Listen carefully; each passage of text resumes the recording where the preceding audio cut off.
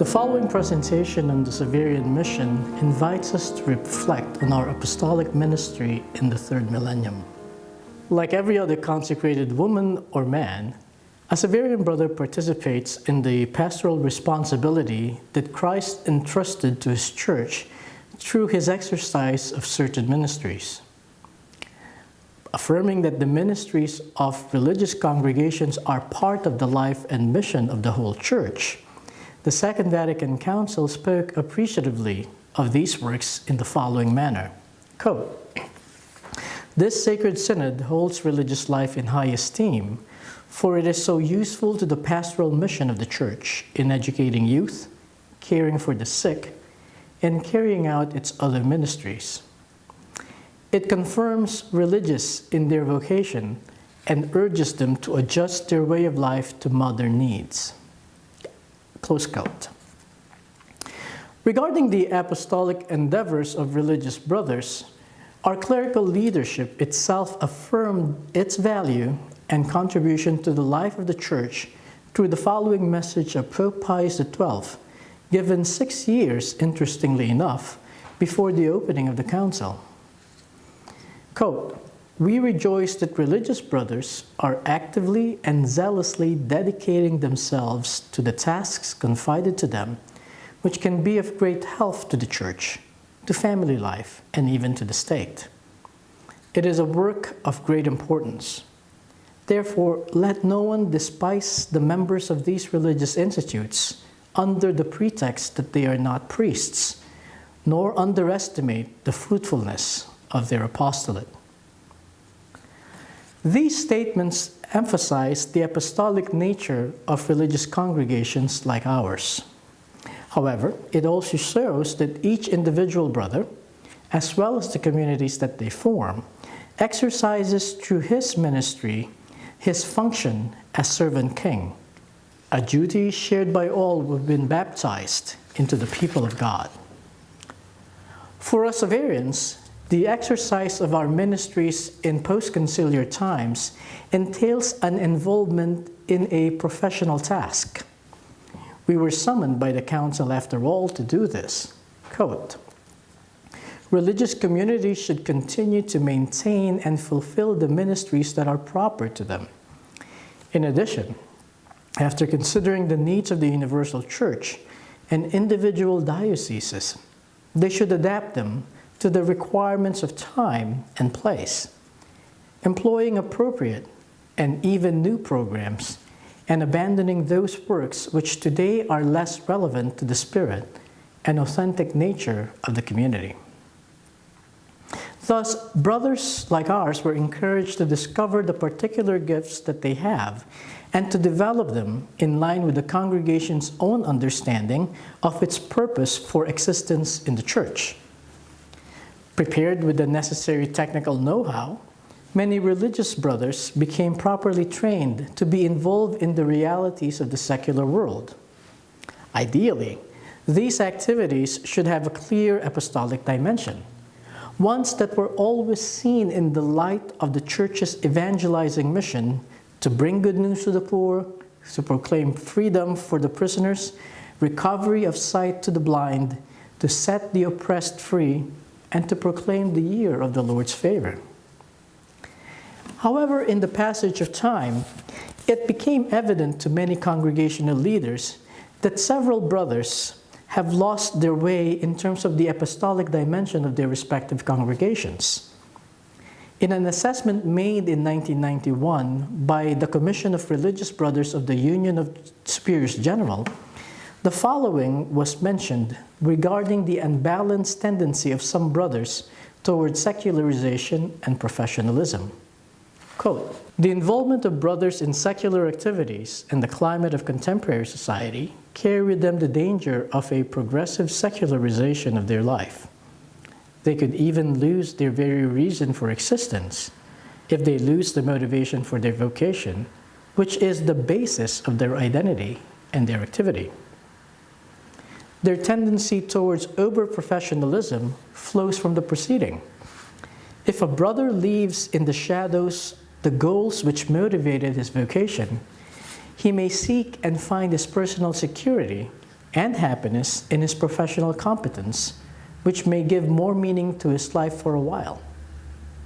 But if he loses sight of the call which motivated his choice of the religious life, a brother can easily slip into an identity crisis. Once the charism has been reduced to the exercise of a profession or a simple commitment to doing good to others, it is evident that the call of the Spirit is going to become blurred. There is an added dilemma, however, for congregations like ours that somehow lost touch with the particular mission entrusted to us by the Spirit in our origins. As it has been repeatedly pointed out in these conferences, the Second Vatican Council called on religious congregations to let their founder's spirit and special aims be faithfully held in honor. In several religious congregations, this became a very problematic issue. By the 1960s, several of them had taken on ministries and apostolates that had no relation with the founding vision of the Institute. Likewise, they have taken on ministries that overshadowed the original bidding of the Holy Spirit to the founder for the beginning of the congregation. With religious brothers, this became a clear dilemma by the early 20th century. At that point in time, they were only seen to be specializing in two things, either in healthcare or in education. Clearly, there were congregations of brothers whose very name would delimit the possibilities for their ministries. Thus, the Hospitaller Brothers of St. John of God are clearly called to minister in hospitals. Meanwhile, the De La Salle Brothers, officially known as the Brothers of the Christian Schools, and the Marist Brothers of the Schools had schools as the primary venue for their apostolic endeavors. But what about congregations like ours? Many of us are aware of the difficult struggle that many of us had to face once the summonses of the council reached us. Although our knowledge of Riken at the time of the council was not as rich as it was today, we all knew even then that there was a self-evident dimension of the congregational mission that was difficult to take, especially for those among us who joined the brotherhood to simply become classroom teachers. Of course, it has not helped that in the passage of time, our congregation has appropriated the word mission in a way that compromised its essential meaning. Thus, for many years, many of our brothers understood that being sent to the mission is to be missioned in a school. Now, this does not mean that the understanding of mission during the founding period was lost in the congregational memory. In spite of the dominance of schools in our apostolic endeavors, we did have several religious brothers, Belgians, English, Americans, brothers who chose to leave the countries of their origin in order to fulfill the mandate that the Spirit gave to Riken. Likewise, our brothers were also engaged in many schools that primarily catered to those that had been economically disadvantaged and socially marginalized.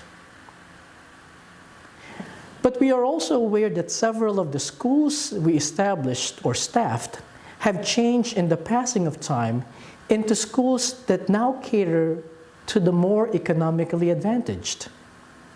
By the later part of the 20th century and the beginning of this new one, some of these schools were seen by our students and by their parents as more like a secure jumping board to elite universities and colleges, instead of schools that truly reflected the deeper values that we Xaverian Brothers say we uphold. As we move further into the third millennium, we find ourselves confronted by certain questions that we need to actually face as a congregation. As all of us know, part of the founding vision was the formation of a band of brothers who mutually help, encourage, edify, and work together. Given the fact that we no longer staff the Xaverian schools that we founded, or sponsor, or operate, and also the fact that our brothers, especially in the developed world, are engaged in various ministries and working separately from each other, does the idea of working together as a band of brothers still hold? Also, now that we are present in Africa, would it be a good idea for us to construct schools over there and mandate our African brothers to work only in these schools while living in communities that are attached to them?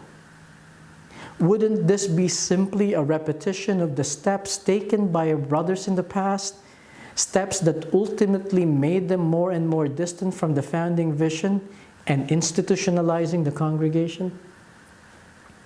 And given the global problem of the commodification of education, would this step lead us simply to cave in to the trend of establishing schools that serve only to compete with other schools for enrollment from middle class and well-to-do families? Will these schools simply become jumping boards to elite universities and colleges, as some of our schools in Western countries had become? There are so many questions that have already been posed at this very first part of this conference. But at this point, I would like to invite you to pause for a while and reflect on the following questions. Number one, how have I understood the mission of the congregation in the years that I had been a member of the congregation?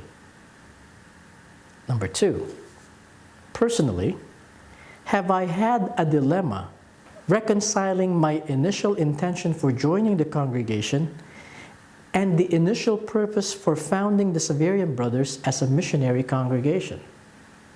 Please explain. We will resume the presentation after you have done your personal reflection and sharing.